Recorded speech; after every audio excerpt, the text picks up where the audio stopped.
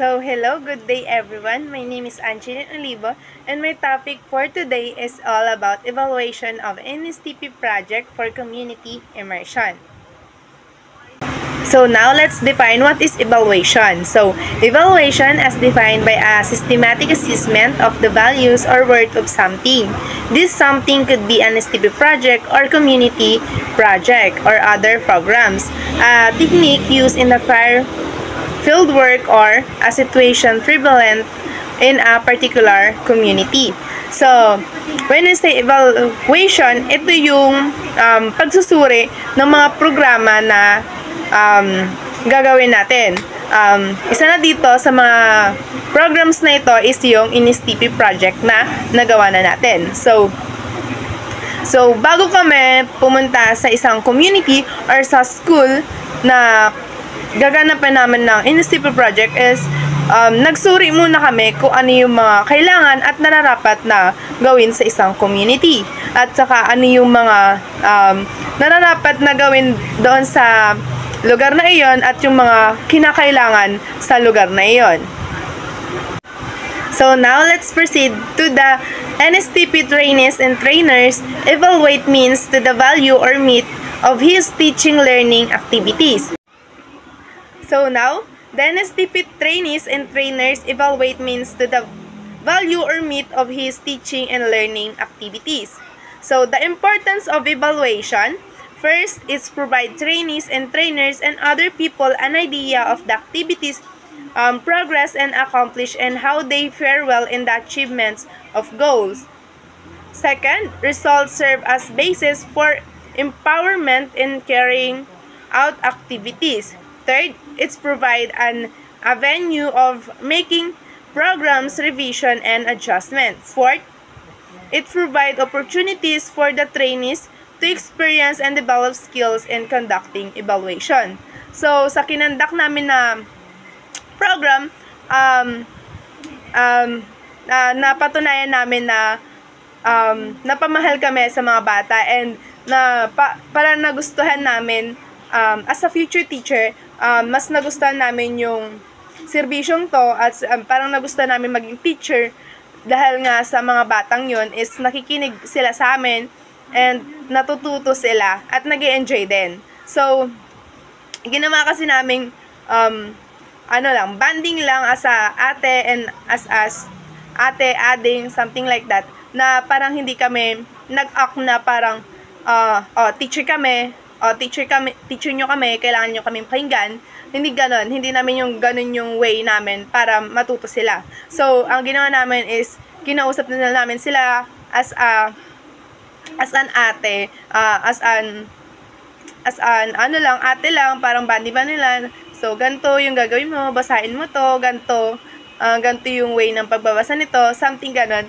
At saka, nagkaroon din kami ng banding sa mga vacant nila is naglaro-laro kami para mas andun pa rin yung tinatawag natin na yung pagtitiwala ng mga bata sa amin. So, parang nagtiwala yung mga bata sa amin kasi andun yung loob nila na matuto sa amin kasi at makinig sa amin kasi hindi namin nilalayo yung loob namin sa kanila or something parang pinapagalitan namin sila pag hindi sila nakakaintindi, kundi kino-convince namin sila na mas tumaas pa yung confident nila kasi sa napansin namin sa Arwab Elementary School is andun yung hiya, matalino sila pero nahihiya lang talaga. So parang hindi nila nabubus yung confident nila kasi sometimes sa mga iba din na kaklase nila is parang bully din kasi. So kaya parang yun yung hindrance nila or barrier nila para hindi sila matuto. Pero sa ginawa namin is sa tingin ko is mas nadagdagan yung confident nila at saka mas nabigyan nila ng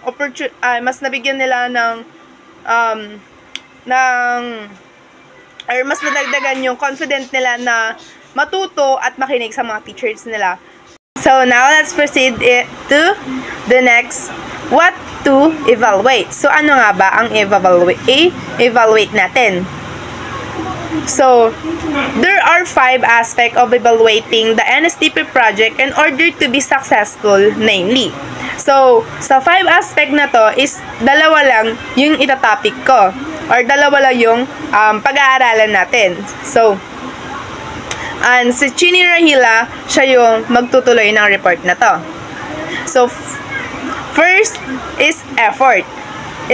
In measuring an effort exerted in the project, the trainees used the input evaluation type which identities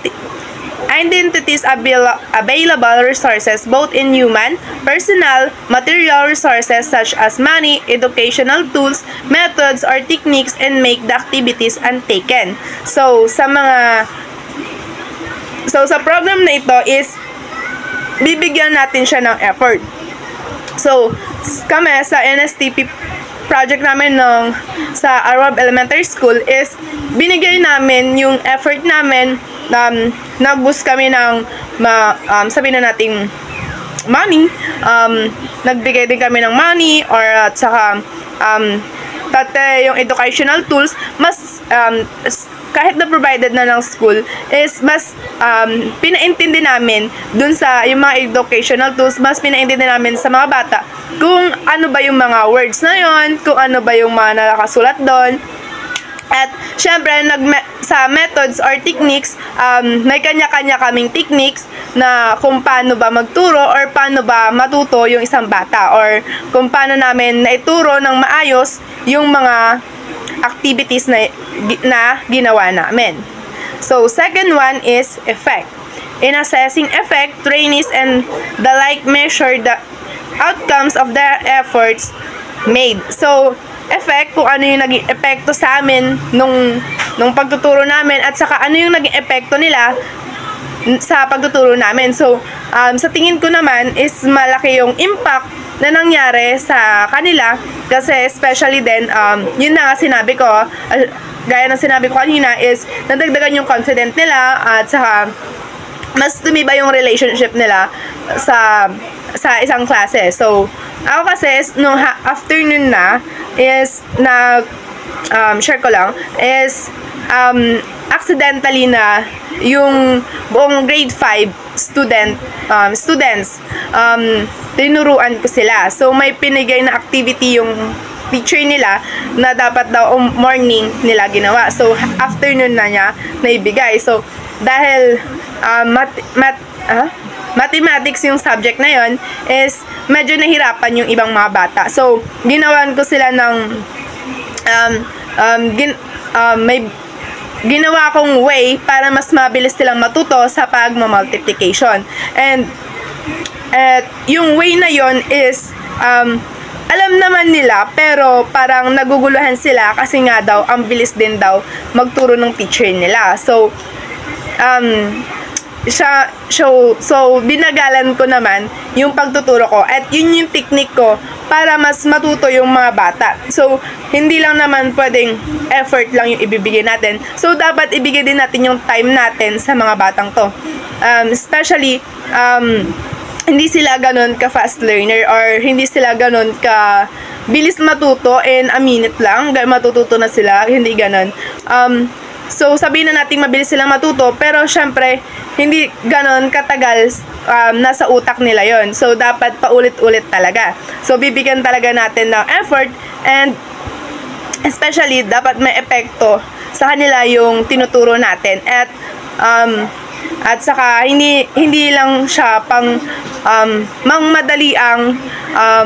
pangmadali ang memory lang dapat. So, dapat tumatak or na magbigay impact sa kanila yung tinuro na yon. So, thank you for listening. Again, may topic sa about evaluation of NSTP project for community immersion. Thank you for listening.